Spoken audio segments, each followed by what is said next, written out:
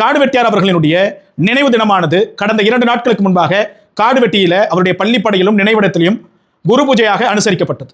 இந்த நிகழ்ச்சிக்கு வந்த இளைஞர்கள் மீது கிட்டத்தட்ட 16 23 பேரினுடைய வாகனத்தின் மீது அபராதம் விதிக்கப்பட்டிருக்கிறது காவல்துறையால். அது மட்டும் கிடையாது, ஒரு வாகனம் அப்படின்றது காவல்துறையால் சீஸ் பண்ணப்பட்டிருக்கிறது. 2 பேருடைய லைசன்ஸ் அப்படின்றது முற்றிலுமாக நிராகரிக்கப்பட்டிருக்கிறது, தடை பண்ணி வச்சிருக்காங்க. அது மட்டும் கிடையாது, 6 8 பேர் மீது ஒரு குறிப்பிட்ட வழக்கு பதிவு செய்யப்பட்டிருக்கிறது.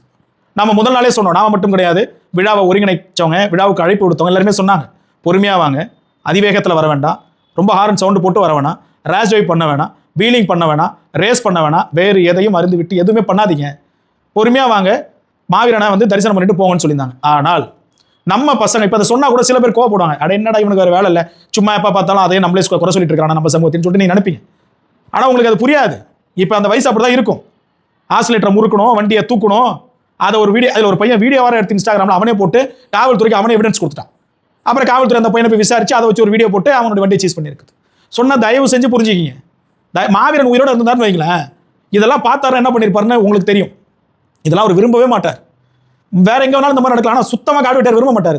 அதையும் தாண்டி நம்மளுடைய இயக்கம், நம்மளுடைய கட்சி, நம்மளுடைய சங்கம் என்ன சொல்லுது? அண்ணன் அன்புமணி அவர்கள் கூட சொல்றாங்களே, தம்பிங்க மீது ஒரு வழக்கு இருக்கக்கூடாதுன்னு சொல்லிட்டு. ஆனா நீங்க அப்படி சொல்றவங்க வரக்கூடிய இடத்துக்கு வரக்குள்ளே இந்த மாதிரியான வழக்க வாங்குறீங்க. அது என்ன அப்படி கிடைச்சிருது? நமக்கு என்ன கிடைச்சிருது? இப்போ ஒரு பையனுக்கு நான் கேட்டேன், என்ன வேலை பார்க்குறீங்கன்னு கேட்டா, அவன் அந்த பையன் அந்த வாகனத்தை வச்சு தான் டெலிவரி ஒர்க் பண்றான், ஃப்ளிப்கார்ட்ல, அமேசான், மீஷோன்னு சொல்லிட்டு. இப்போ அந்த வண்டி போயிடுச்சா, லைசன்ஸ் போயிடுச்சா, வேலை முடிஞ்சிடுச்சு, அவனுடைய வாழ்வாதாரம் கேள்விக்குறி.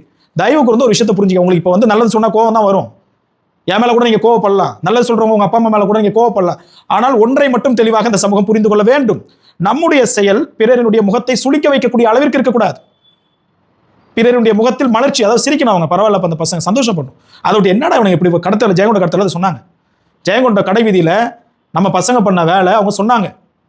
இதை ஒரு அண்ணன் எனக்கு அரசு அதிகாரியா இருக்காங்க ஃபோன் போட்டு சொன்னாங்க, என்ன இந்த மாதிரி பசங்க பண்றாங்களே, ரொம்ப வந்து வருத்தமா இருக்குது. நல்லா புரிஞ்சுக்கிங்க, நீங்க வந்து வீலிங் பண்றதோ, ஸ்டண்ட் பண்றதோ, ரேஸ்ல வந்து போறதோ, இல்ல அனாவசியமான செயல்பாடுகள், மற்றவங்களுக்கு இடையூறு ஏற்படுத்துறது வாங்கியிருக்க வழக்கலாம் ரொம்ப கஷ்டமானது. ஹியரிங்கு போகணும், அதை பண்ணணும், இதை பண்ணணும், இறுதியில் குவாஷ் பண்ணணும்னு சொல்லிட்டு எவ்வளவோ இருக்கு. தயவு கூர்ந்து புரிஞ்சுக்கிங்க, இந்த மாதிரியான விஷயங்களை தவிர்த்துருங்க. வழக்கு இல்லாத அளவுக்கு உங்களை நீங்க தற்காத்துங்க. வழக்குன்ற வார்த்தையை உங்களுடைய வாழ்க்கையில வந்துடக்கூடாது.